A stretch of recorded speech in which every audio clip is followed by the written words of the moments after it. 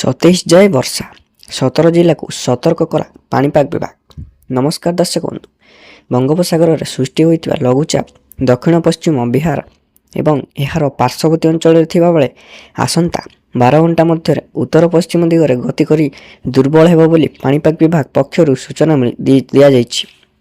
ଚଳିତ ମୌସୁମୀ ଋତୁରେ ସୃଷ୍ଟି ହୋଇଥିବା ପ୍ରଥମ ଲଘୁଚାପ ପ୍ରଭାବରେ ଝାଡ଼ଖଣ୍ଡରେ ପ୍ରବଳ ବର୍ଷା ହେବାରୁ ଉତ୍ତର ଓଡ଼ିଶାର ବାଲେଶ୍ୱର ଜିଲ୍ଲାରେ ବନ୍ୟା ଦେଖିବାକୁ ମିଳିଛି। ସୁବର୍ଣ୍ଣରେଖା ଉପରମୁଣ୍ଡରେ ଭୀଷଣ ବର୍ଷା ହେବାରୁ ତଳମୁଣ୍ଡରେ ବନ୍ୟା ଦେଖାଯାଇଛି। ରାଜ୍ୟରେ ଦକ୍ଷିଣ ପଶ୍ଚିମ ମୌସୁମୀ ସକ୍ରିୟ ଥିବାରୁ ବିଭିନ୍ନ ଅଞ୍ଚଳରେ ବର୍ଷା ହେଉଛି।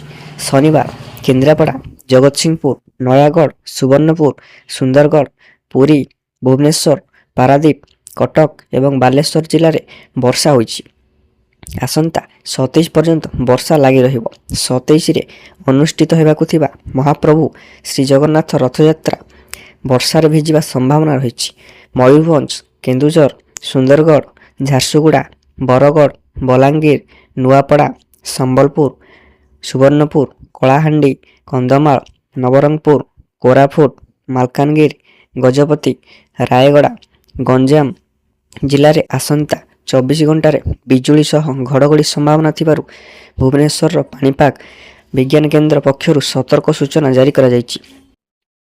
24ରୁ 2 ଦିନ ଧରି ମୟୂରଭଞ୍ଜ, କେନ୍ଦୁଝର, ସୁନ୍ଦରଗଡ଼, ବାଲେଶ୍ୱର, ଭଦ୍ରକ, ଝାରସୁଗୁଡ଼ା ବଜ୍ରପାତ ସହ ପ୍ରବଳ ବର୍ଷା ଏବଂ ଘଣ୍ଟା ପ୍ରତି 30ରୁ 40 କିମି ବେଗରେ ପବନ ବହିବାର ସମ୍ଭାବନା ଥିବାରୁ ଏଥିପାଇଁ ପାଣିପାଗ କେନ୍ଦ୍ର ପକ୍ଷରୁ ସୂଚନା ଦିଆଯାଇଛି।